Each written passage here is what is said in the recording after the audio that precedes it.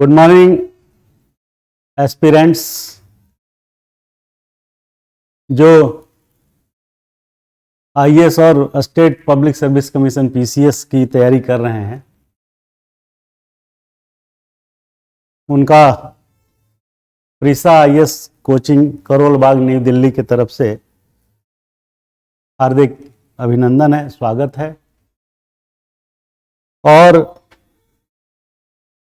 आपकी तैयारी के क्रम में जो हम ऐप ला रहे हैं 1 जनवरी से, जिसकी मासिक फी मात्र 999 999 1 रुपया कम 1000 रखे हैं। इसमें इंटीग्रेटेड आपको जो है तैयारी कराएंगे, जिसमें प्री मेंस और इंटरव्यू शामिल है। और ये कोर्स जो है लाइव लेक्चर के अलावा रिकॉर्डेड लेक्चर आपको दिया जाएगा।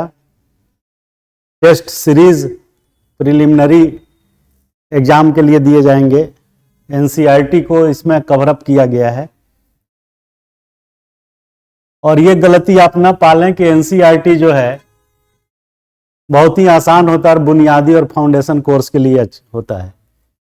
उसका कोर्स मटेरियल जब आप देखेंगे तो वो कई स्टेट के ग्रेजुएशन और पोस्ट ग्रेजुएशन जो कॉलेजेज हैं, डिग्रियां देने वाले इंस्टीट्यूशंस हैं, उनसे भी टफ है, तो आप उसको हल्के में ना लें। तो हमारा कोर्स जो है लाइव स्ट्रीमिंग देगा 2-2 घंटे की, 2 per day 5 days in a week. Test series देगा प्रैक्टिस पेपर के लिए, एनसीईआरटी को कवर करेगा, आंसर राइटिंग जिससे ही आपको ज़्यादा से ज़्यादा स्कोर हो सके। ये सारी चीज़ों को हमने इंटीग्रेट किया है, क्योंकि किसी भी एक चीज़ को कस्टमाइज प्रोडक्ट अगर आप लेंगे तो वो आपके लिए बहुत बेनिफिशियल नहीं होगा। तो 999 रुपये महीना कुछ नहीं है, आप ज्वाइन करें 1 तारीख से। अभी आप सब्सक्राइब कर सकते हैं हमारे इस चैनल को, फ्री चैनल जो है। कल कुछ लोगों ने हमें सजेस्ट किया कि सर क्वेश्चन भी बीच बीच में बताते रहिए, जैसा कि लेक्चर आप देते हैं। तो हम मेंस का क्वेश्चन तो बताते थे, अब साथ में प्री भी इंक्लूड कर दिए हैं, तो उसी को आगे बढ़ाते हैं। पिछले क्लास में हम पॉलिटी के set of basics rule, structure और फंक्शन पढ़ा चुके थे, आपको पता होगा, ध्यान होगा। संरचना और प्रकार संविधान का, उससे पहले कुछ ये जो इम्पोर्टेंट अमेंडमेंट हुए हैं ये था, और ये प्रियम्बल था। तो इसके ऊपर तमाम क्वेश्चंस जो है बने हुए हैं, ऑलरेडी आए हुए हैं। मैं आपकी जानकारी के लिए बताना चाहता हूं, 2021 में क्वेश्चन नंबर 79 यूपीएससी में आया कि भारत के संविधान के किस अनुच्छेद में निजता का अधिकार संरक्षित है? Right to privacy. और आपको हमने ये चीज बताई हुई है कि निजता का अधिकार जो है, प्राइवेसी देखिए यहां पे है,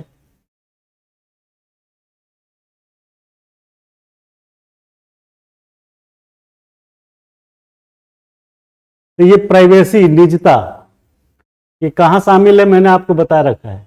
ये क्वेश्चन सेम टू सेम आया हुआ है 2021, क्वेश्चन नंबर 79 चेक कर लीजिए। तो पूछ रहा है भारत के संविधान के किस अनुच्छेद में निजता का अधिकार संरक्षित है? अनुच्छेद 15, अनुच्छेद 19, 21 और 29। तो 21 के तहत हमने बताया है कि क्या क्या शामिल है प्राइवेसी। एक सवाल और आया है 93, क्वेश्चन नंबर 93 2021। ये कह रहा है कि 26 जनवरी 1950 को भारत की वास्तविक संवैधानिक कॉन्स्टिट्यूशनल स्टेटस क्या थी? पहला है लोकतंत्रात्मक गणराज्य, दूसरा है संपूर्ण प्रभुत्व संपन्न लोकतंत्रात्मक गणराज्य, तीसरा है संपूर्ण प्रभुत्व संपन्न पंथ निरपेक्ष लोकतंत्रात्मक गणराज्य, और चौथा है संपूर्ण प्रभुत्व संपन्न समाजवादी पंथ निरपेक्ष लोकतंत्रात्मक गणराज्य। तो ये पंथ निरपेक्ष समाजवाद शब्द तो 1942वें संशोधन के साथ आया, ये तो 70 के दशक का है। तो सी और डी तो खत्म हो गया, अब बचा लोकतंत्रात्मक गणराज्य ए और संपूर्ण प्रभुत्व संपन्न लोकतांत्रिक गणराज्य बी। तो उस दिन जो है ब्रिटिश का सारा जो है प्राधिकार खत्म हो गया और हम लोग संपूर्ण प्रभुत्व संपन्न, मतलब हम लोग किसी भी देश के राष्ट्र के अधीन नहीं रहे, उस दिन फ्री हो गए और अपना गणराज्य शामिल लागू कर लिए रिपब्लिक।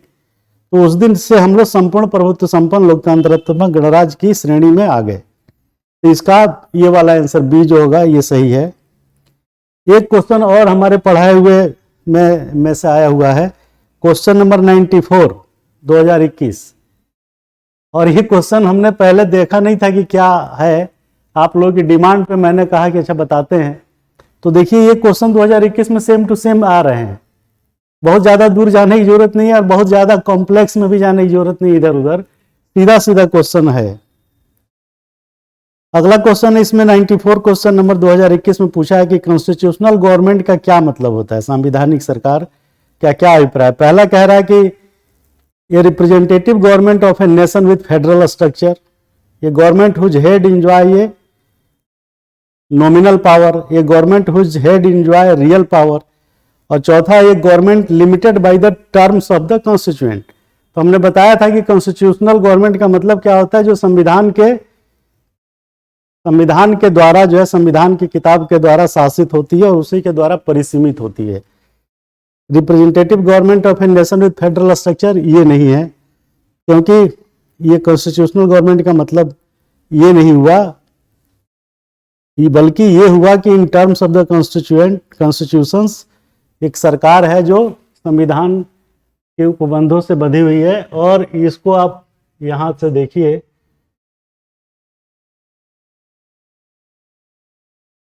ये चीज यहां है,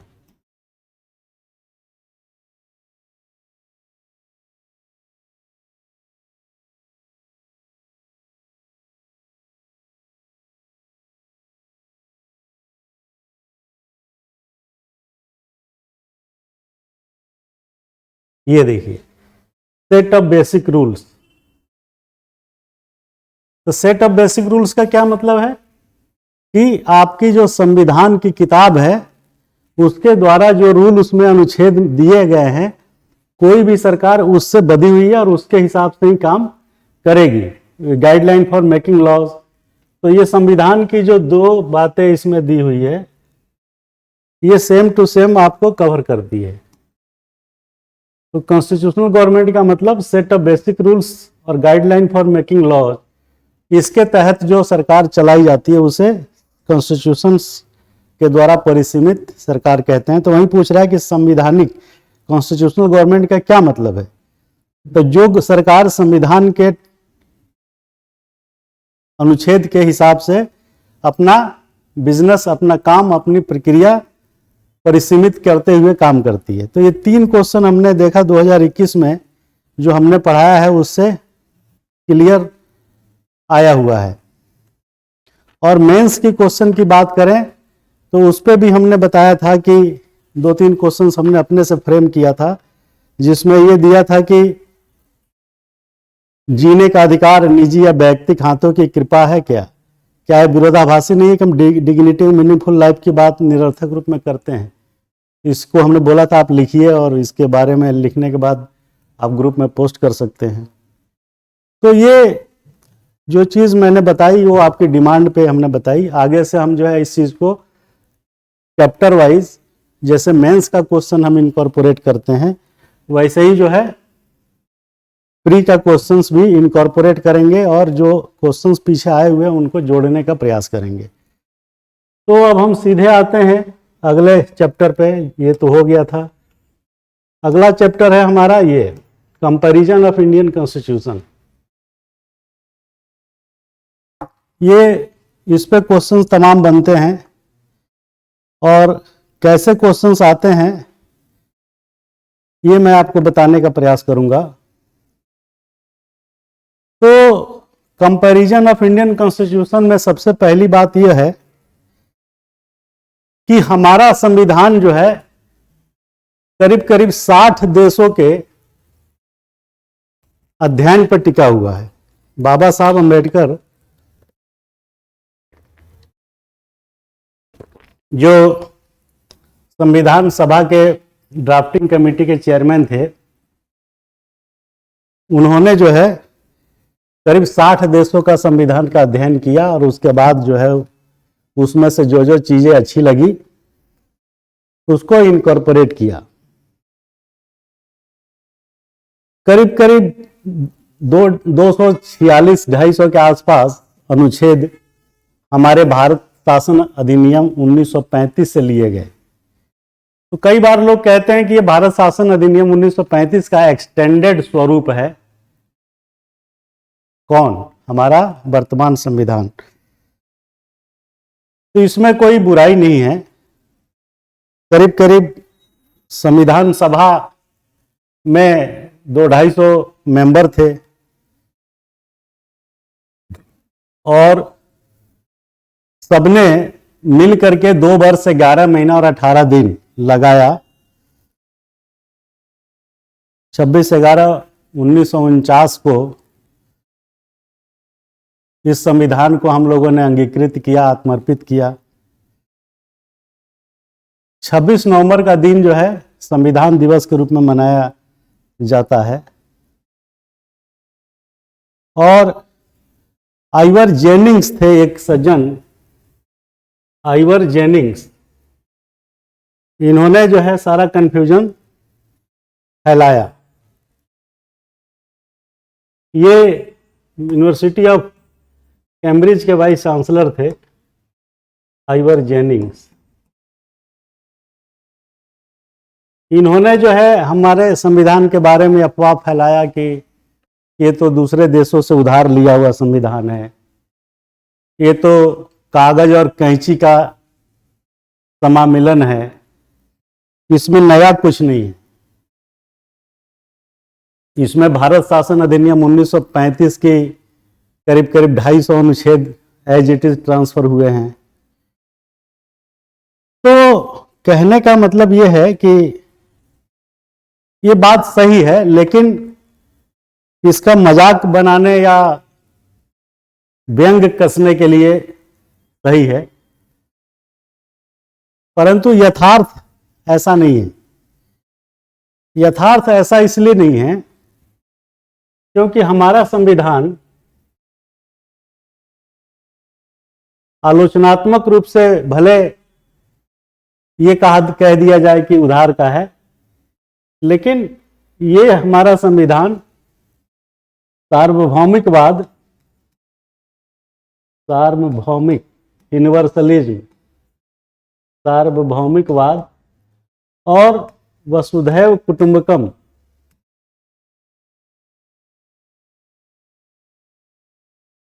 वसुधैव कुटुंबकम पर टिका हुआ है।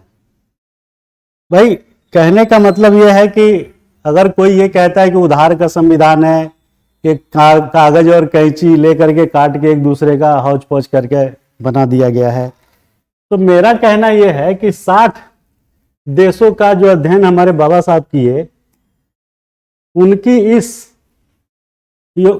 इस योगदान को आप कैसे भुला सकते हैं? 60 देशों से तो उधार लिया नहीं हमने, लिया तो यही है जो 8-10 दिख रहे हैं इस पे। तो इस पे आएंगे कौन कहां से लिया हो तो दिख ही रहा है आपको, लेकिन इसका एनालिसिस जरूरी है। तो वसुधैव कुटुंबकम की परिकल्पना पर भारत जो है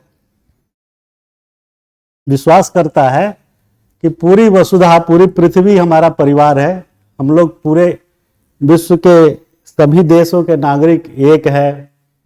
हमारी जो सिद्धांत है, थ्योरी है, वो जो है यूनिवर्सलिज्म, सार्वभौमिकता पे टिकी हुई है। मतलब पूरी दुनिया एक है, पूरी दुनिया एक वैश्विक गांव है।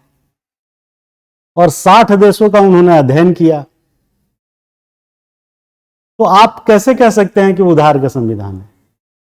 अगर कुछ देशों से हमने कुछ बातें उधार लिए तो वो सिलेक्टेड देश हैं, 60 देश नहीं है। अब फिर हमारे भारतीय शासन अधिनियम 1935 की 246 धाराएं उसमें शामिल है। तो जब आप लिखेंगे कि ये उधार का संविधान है, इसकी व्याख्या करिए, तो आप कृपा करके ये मत लिख दीजिए कि हाँ ये सब उधार का संविधान है। ये उधार का संविधान जो उन्होंने कहा था, चांसलर महोदय जो है, तो वो इसलिए कहा था कि उनको व्यंग कसना था, आइवर जेनिंग्स को। तो आपका प्रश्न ये आएगा इसमें कि क्या भारतीय संविधान उधार का संविधान है? विश्लेषण करिए, मेंस का क्वेश्चन। तो आप इसको लिखिए कि हमने इतने जगह से लिया है, परंतु हमारे अंबेडकर, बाबा साहब अंबेडकर ने 60 देशों के संविधान का अध्ययन किया। तो पहला पॉइंट होगा इसके खिलाफ कि 60 देशों का अध्ययन किया गया है, पहला पॉइंट। दूसरा पॉइंट लिखिए कि भारत जो है सार्वभौमिकता, यूनिवर्सलिज्म के सिद्धांत में विश्वास करता है। तीसरा लिखिए, भारत के लिए पूरी दुनिया जो है एक परिवार है और इसके भारतीय दर्शन, भारतीय संस्कृति में वसुधैव कुटुंबकम की अवधारणा परिलक्षित होती है। चौथा लिखिए कि पूरी दुनिया एक वैश्विक गांव के रूप में है, इसको भारत मानता है। हमारे लिए पूरी दुनिया एक मानव जाति है और कुछ नहीं है। तो आप ये 4-5 पॉइंट पे सिद्ध कर दीजिए कि इसको संविधान को, भारतीय संविधान को उधार का संविधान कहना सही नहीं है, गलत है ये कहना। सिर्फ कुछ देशों की कुछ बातों को ले लेने से उधार का संविधान नहीं बन जाता। हाँ, इसमें एक पॉइंट और रह गया, 5वां। ये लिखिए कि 246 अनुच्छेद टोटल जो है वो भारतीय शासन अधिनियम से 1935 से लिए गए हैं। अब बताइए, जब आप ये लिखेंगे तो आप जो है उस कथन की व्याख्या को नेग्लेक्ट कर देंगे कि संविधान हमारा, मजाक मत बनाइए, आप कह रहे हैं उधार का है तो ऐसा है नहीं, और उसके पीछे ये तर्क दीजिए। 10 में 8 नंबर मिलेगा मेंस में। लेकिन आप क्या लिखेंगे? हाँ, भारत का संविधान, अरे फेडरल हमने लिया है कनाडा से, आयरलैंड से नीति निर्देशक लिया, समवर्ती सूची ऑस्ट्रेलिया से लिया, विधि द्वारा स्थापित प्रक्रिया जापान से लिया, मौलिक कर्तव्य रूस से लिया। ये बाई कैमरल है, गलत लिखा है, द्विसदनीय व्यवस्था जो स्टेट बाई कैमरल। यूके से लिया, मौलिक अधिकार अमेरिका से लिया, आपातकाल जर्मनी से लिया, गणराज्य फ्रांस से लिया। 1 2 3 4 5 6 7 8 9 10 चीजें हमने उधार लिया, इसलिए कहना बिल्कुल सही है कि ये उधार का संविधान है। तो आपको मिलेगा 10 में 1 नंबर, समझ रहे हैं? तो आपको मिलेगा 10 में 1 या 2 नंबर मैक्सिमम, इससे ज्यादा नहीं मिलेगा। तो आपको एनालाइज कैसे करना है कि नहीं, ये भारत का संविधान उधार का संविधान नहीं है, क्योंकि ये सब चीजें जो हमने 5 पॉइंट बताया, इस पे 1-1 लाइन, 2-2 लाइन लिख दीजिए। 5 है, 25-30 वर्ड होगा, 30-25-150, काम खत्म। और आप लिखेंगे कैसे आंसर? सिंपल, कि भारत का संविधान उधार का संविधान कहना न्यायोचित नहीं है, युक्तियुक्त नहीं है, क्योंकि देश खत्म। 8 मिनट में इससे ज्यादा नहीं लिखिएगा, वो 1-8 मिनट और चुरा लीजिए, बचा लीजिए उसमें से। अब आप लगे दुनिया भर की परिकल्पना करने की भारत का संविधान यहाँ से लिया गया है, ये सब बात लिख रहे हैं कि हाँ ये चीज यहाँ से, ये चीज यहाँ से, ये चीज यहाँ से ली गई है, और इससे सिद्ध होता है कि भारत का संविधान उधार का संविधान है, क्योंकि इसमें अपना मूल तत्व कुछ नहीं है। जो ये भी पार्शियली सही है, ये आंशिक रूप से सही है, समग्र रूप से सही नहीं है। और आप बड़ा खुश होंगे, मैं तो पूरा रट के गया था साहब, ये लिख दिया, ये सब लिख दिया, कौन चीज कहां से लिया है, और लास्ट में लिखा कि यस, भारत का संविधान उधार का संविधान है, क्योंकि उपयुक्त 10 देशों से हमने महत्वपूर्ण चीजें ली है। बड़ा खुश होंगे आप, बहुत खुश होंगे कि हमने तो पूरा साहब जैसा आपने चार्ट बनाया था वैसे ही चार्ट बना दिया था, और आपको 10 में 1-2 नंबर से ज्यादा नहीं देगा। तो किसी भी चीज का आंसर लिखने से पहले थोड़ा सा उसके अध्ययन करिए और उसके अच्छे बिंदुओं को देख करके तब एनालाइज करिए। तो हमने ये सिद्ध कर दिया कि भारत का संविधान उधार का संविधान नहीं है। आम जनमानस में आपके घर में चीनी नहीं है तो पड़ोसी से चले जाते हैं मांग के ले आते, तो उधार हो गया? कुछ नहीं। आपसे चीनी मांग के ले गया तो कल आप उससे जो है नमक मांग लीजिए, मांगते ही रहते हैं लोग। तो ये जो कहना है कि उधार का संविधान है वो गलत है। ऐसे जवाब मत लिखिएगा, जो आंसर राइटिंग में बता रहे हैं ऐसे लिखिएगा तो 10 में 8-7 नंबर मिलेगा। अब देखिए पूरा चीज ही पलट गया। तो यही फर्क है हमारे और बाकी लोगों के पढ़ाने समझाने में, इसलिए हम लोग 6-6 जगह सेलेक्ट हो जाते थे, एक जगह कौन पूछे। तो ऐसे लिखिए तब आपको सही मिलेगा। और ये चार्ट बना के हमने इसलिए दिखा दिया ताकि याद रहे कि फेडरल सिस्टम हमने जो है कनाडा से लिया है, पार्लियामेंट्री सिस्टम यूके इंग्लैंड से लिया है, आयरलैंड से ये नीति निर्देशक समवर्ती सूची ऑस्ट्रेलिया से, विधि द्वारा स्थापित प्रक्रिया जापान से, मौलिक कर्तव्य रूस से। ये रट लीजिएगा, इसका फायदा मैं बता रहा हूँ। ये बाइकैमरल यूके से, मौलिक अधिकार यूएसए से, आपातकाल जर्मनी से, गणराज्य फ्रांस। ये रटना इसलिए जरूरी है कि प्री में क्वेश्चन आता है। प्री में क्वेश्चन कैसे पूछेगा इसके बारे में कि मैच द फॉलोइंग,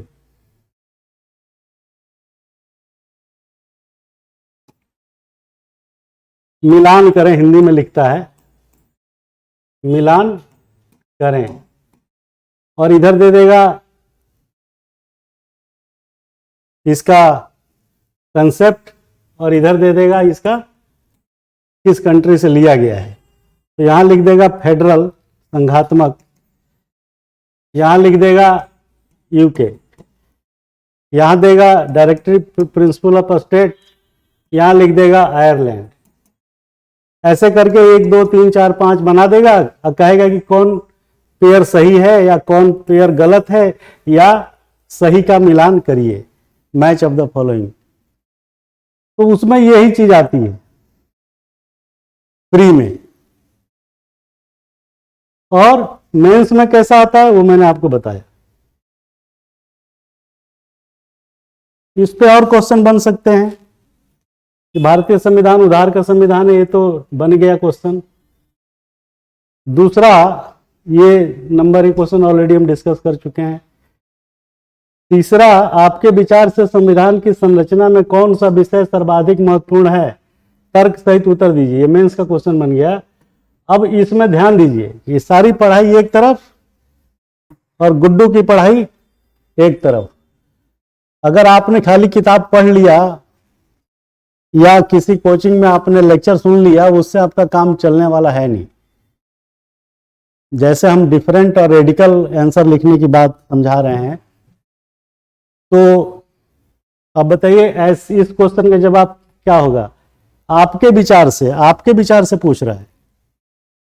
तो आपके विचार से पूछ रहा है कि संविधान की संरचना में कौन सा विषय सर्वाधिक महत्वपूर्ण है, कौन सा टॉपिक, कौन सा सब्जेक्ट, कौन सा कंटेंट, कौन सा आर्टिकल, कौन सा प्रीफेस, कौन सा स्कोप, कुछ भी नाम दे सकता है।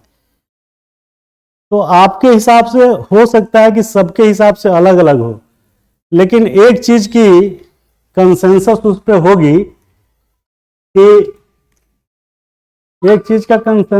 होगी कि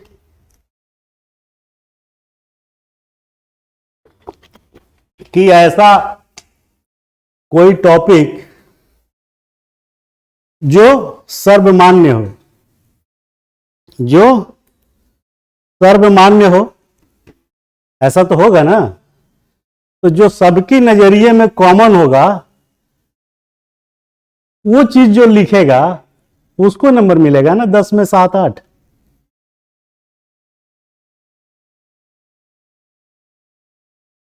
तो एक ऐसा फैक्ट जिस पे सभी लोग सहमत हों, उस फैक्ट, उस कंसेप्ट को आपको लिखना पड़ेगा। उदाहरण के तौर पे प्रीसा आईएएस कोचिंग में इसकी संरचना में सबसे महत्वपूर्ण बात क्या है। तो महत्वपूर्ण बात, ऐसा कोई बात होगा ना जो सब लोग सहमत हो। अब जैसे बहुत अच्छा क्लास की सफाई है, इंटरैक्टिव बोर्ड पे पढ़ाते हैं, क्लासेस बड़ी नियमित और टाइम पर शुरू होती है, साफ सफाई अच्छा है, फैकल्टी अच्छा है, तो ये तो बाकी लोगों में भी है, ये तो बाकी कोचिंग में भी है। तो एक ऐसा चीज जिस पे सब लोग कहे कि हाँ ये चीज उन्हीं के पास है। तो यहाँ के पास क्या है कि यहाँ की फैकल्टी और इसका जो ऑनर, डायरेक्टर, संचालक हैं, वो सब आईएएस ऑफिसर खुद हैं। तो दूसरे से अलग हो गया। और जब महत्वपूर्ण फैक्ट आपसे पूछा गया संविधान का, तो वो इसी तरीके से कोई एक ऐसा फैक्ट होगा जिस पर सभी लोग 90% लोग सहमत होंगे। तो उस चीज को उठाना है। ये नहीं कि साहब मेरे हिसाब से तो संरचना में, आपके हिसाब से कहिएगा कि साहब इसकी संरचना में पीछे बताए हैं कि साहब संघात्मक सहकारी वाला जो कंसेप्ट है वो हम उससे सहमत हैं।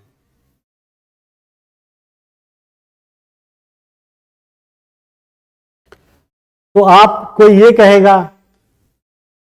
कहेगा प्रियम्बल को कहेगा, कोई सुप्रीमेसी को कहेगा, कोई यूनिटी एंड सोवरेनिटी को कहेगा, कोई गणराज और प्रजातांत्रिक को कहेगा, कोई पंथ निरपेक्ष को कहेगा, कोई सत्ता का पृथक्करण को कहेगा। तो एक ऐसा कोई टर्म होगा ना जिस पे सब लोग सहमत हो, 90% लोग सहमत हो, तो वो आपको सोचना है। और फिर क्यों सहमत हैं आप उस कंसेप्ट पे, उसका कह रहा है कि तर्क भी दीजिए, लॉजिक भी दीजिए। तो हमारे हिसाब से कि आम जनमानस या आम लोग भी यही सोचते होंगे, उनकी नजरिया को भी हम ध्यान में रखें, फिर हम इसमें से चुने कि कौन सा चीज है। तो हमारे हिसाब से क्या मैक्सिमम लोगों के हिसाब से एक संघात्मक सहकारीवाद जो है ये सबसे ज्यादा महत्वपूर्ण है। अब बाकी चीजें भी महत्वपूर्ण है, लेकिन सबसे ज्यादा ये महत्वपूर्ण है। और ऐसा इसलिए क्योंकि इसमें केंद्र और राज्यों के बीच सत्ता का विभाजन है। जो यहां है ये चीज इसमें भी आ गई, इसमें ये चीज इसमें आ गई, सत्ता का पृथक्करण। प्रजातांत्रिक एवं गणराज ये भी संघात्मक में आ गया। सुपरमेसी की बात करें तो संघ जो है थोड़ा सुप्रीम है ही, ये भी आ गया। यूनिटी एंड सोवरेनिटी की बात करें तो सारे देश के हर राज्य में भारत के साथ मिले हुए हैं और उनके साथ जुड़े हुए एकता है। तो अब आप देखिए कि ये बाकी ये चीज ये जो नीचे हम दिखा रहे हैं ये सब संघात्मक में शामिल है। तो वो सबसे बेहतरीन पार्ट हुआ ना संविधान का, क्योंकि ये सब चीजें उसमें ऑलरेडी शामिल है। पहला लॉजिक। दूसरा लॉजिक कि संघात्मक सरकार में भारतीय संसद में या व्यवस्थापिका में इस राज्यों के लोग भी तो चुन के आते हैं। अब आप देखिए तो संसद जो है क्या है, संसद जो है क्या है बेसिकली, ये एग्लोमेरेशन, जमावड़ा कहते हैं जिस शब्द को, वो किसका जमावड़ा है? राज्यों का ही तो है। बिना राज्य के संसद का अस्तित्व कहां है? नहीं है। यह लॉजिक है ये कि हम क्यों मानते हैं संघात्मक को सबसे महत्वपूर्ण, क्योंकि उसमें राज्य और केंद्र के बीच सत्ता का विभाजन है, पहला। दूसरा कि राज्य से चुने हुए ही इलेक्टेड लोग, निर्वाचित लोग मेंबर ऑफ पार्लियामेंट बन के संसद में आते हैं, जहां पे सबका जमावड़ा होता है। दूसरा रीजन हो गया ये कि राज्यों से चुने हुए लोग इसमें आते हैं। पहला सत्ता का विभाजन था, दूसरा राज्यों के लोगों का जमावड़ा है उसमें, और तीसरा कि ये सारी प्रक्रिया प्रजातांत्रिक ढंग से होती है। ऐसे कोई आके यहां एमपी नहीं बन जाएगा ना। दूसरा कि जो संसद के दो पार्ट है, लोकसभा और राज्यसभा, तो राज्यसभा में तो वही लोग आते हैं जो एमएलए के द्वारा चुने गए होते हैं। एमएलए कहाँ होते हैं? राज्य में होते हैं। तो अगेन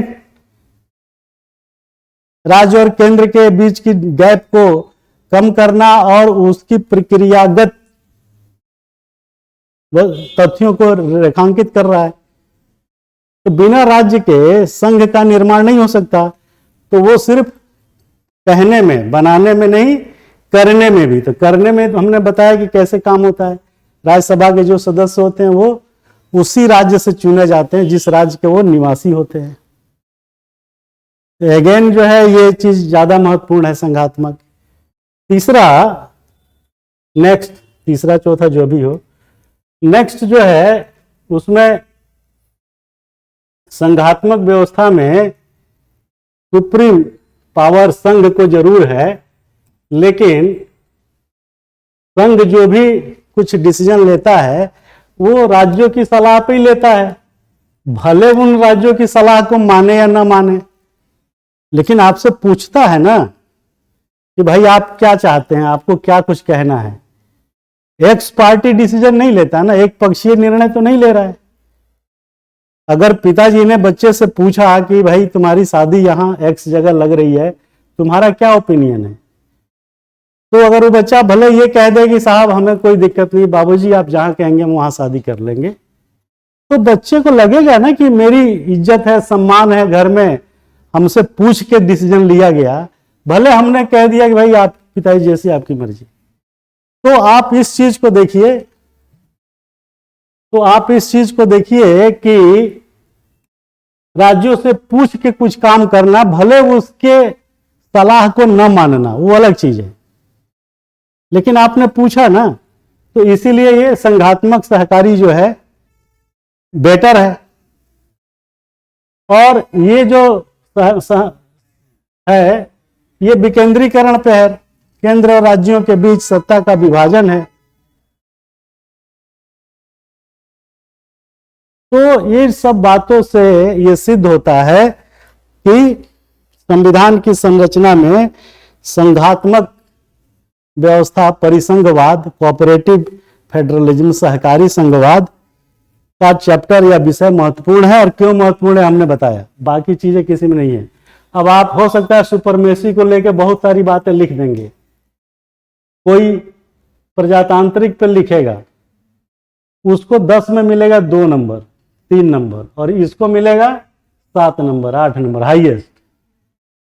तो मेरा समझाने और बताने का जो अभिप्राय है वो क्या है कि आप दूसरे से हट के कैसे सोचते हैं, दूसरे से हट के सोचने के साथ साथ आप आंसर को कैसे डिराइव करते हैं, कैसे उसमें मौलिकता लाते हैं, कैसे उसमें रेडिकल आमूल चूल परिवर्तन लाते हैं। और इन सब चीजों से क्या फायदा होगा कि आपको आंसर राइटिंग में ज्यादा से ज्यादा नंबर मिलेंगे। अदरवाइज पढ़ाई तो सब कर ही रहे भाई,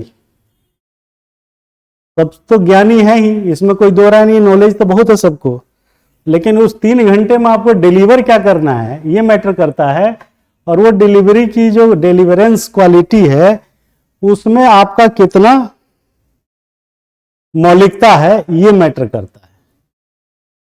ये नहीं फर्क पड़ता कि आपने जो सोचा सुना वो गलत या सही, आप कैसे सोचते हैं ये मैटर करता है।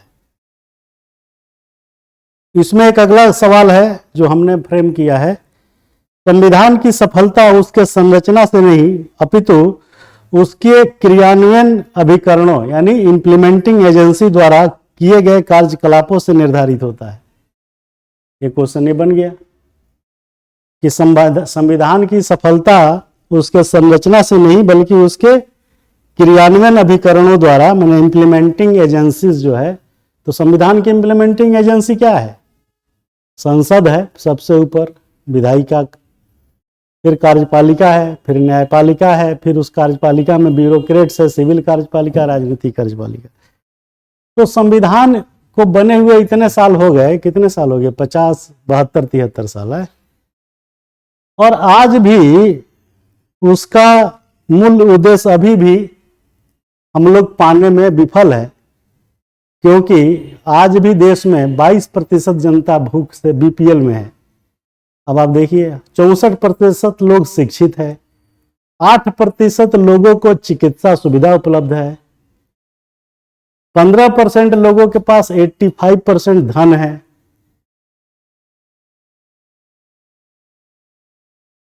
तो आम जनमानस तक अगर ये बेसिक चीजें, बुनियादी चीजें नहीं पहुंच पाई अभी भी, तो हम लोग संविधान की संरचना में ही दिख रहा है, फंक्शनलिटी में नहीं है।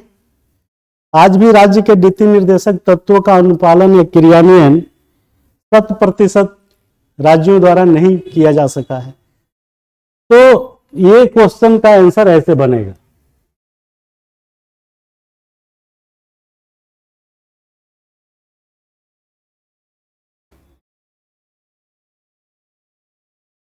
तो कहने का मतलब यह है कि आप संरचना को तभी महत्वपूर्ण मानेंगे जब उसका क्रियान्वयन जो है हो जाए।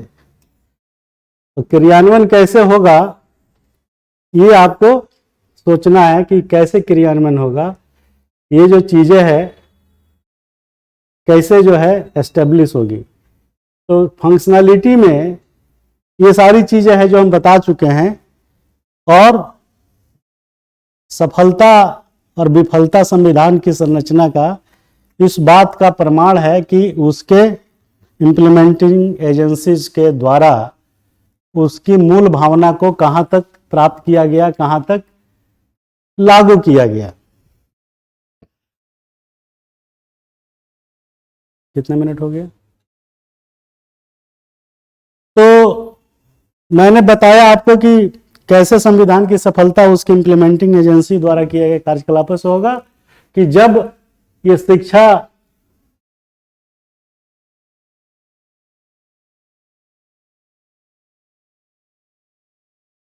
जब जो है शिक्षा सभी को मिल जाएगी, अभी 64% है, सभी को आर्थिक रूप से सबल हो जाएंगे, सबको शिक्षा हो गया आर्थिक, सबको समान रूप से बिना किसी भेदभाव के मौलिक अधिकारों का अनुपालन सुनिश्चित हो जाएगा, खास तौर से आर्टिकल 14 समानता का अधिकार। सबको बिना किसी भेदभाव के उसको निर्धारित मजदूरी मिलेगी, किसी भी लैंगिक या किसी और आधार पर ये नहीं कहा जाएगा कि भाई तुमने कम काम किया। किसी को अलग अलग धर्मों का अलग अलग जो पूजा पद्धति या नियम बने हुए हैं उसके जगह पे आर्टिकल 44 समान नागरिक संहिता लागू हो जाएगी। तो जो मंशा है संविधान के अनुच्छेदों में, वो अगर पूरा जिस दिन हो जाएगा उस दिन कहा जाएगा ना कि संरचना जो है बिल्कुल सही और संविधान सफल हुआ। तो जो agency, executing agency, implementing agency है, वो तो अभी कोसों दूर है। शिक्षा 64%, आर्थिक हालात ये कि 22% लोग बीपीएल में है। तो ये चीजें आपको उसमें लिखनी पड़ेगी, तभी आपका आंसर जो है संपूर्ण और सटीक बनेगा। तो हमने ये बताया कि संरचना का प्रकार क्या है, आज बताया कि कंपैरिजन जो है इंडियन कॉन्स्टिट्यूशन का दूसरे देशों के साथ क्या क्या लिया गया है, क्यों लिया गया है, उससे क्या फायदे हैं, और उसको कैसे जो है मजाक में उधार का संविधान कहना ठीक नहीं है, उसका रीजन हमने बताया। क्वेश्चन कैसे फ्रेम होंगे ये बताया, प्री हो चाहे मेंस हो। तो इस तरीके से आप पढ़ेंगे हमारे साथ, तब आप स्कोर कर पाएंगे, अदरवाइज नहीं कर पाएंगे। उसका रीजन यही है कि आप उस लेवल तक अकेले नहीं सोच सकते जिस लेवल तक हमारे साथ एसोसिएट होकर सोचेंगे। और जो मेन टारगेट है 3 घंटे में क्वेश्चंस को हल करना, न कि थीसिस लिखना, जैसा हम आंसर राइटिंग में बताए, वो सब चीज़ें आप करेंगे तभी सफल होंगे। बस 5 मिनट के लिए रुकते हैं और फिर मिलते हैं आपसे ब्रेक के बाद। कहीं मत जाइएगा, 5 मिनट में वापस आते हैं। Thank you so much.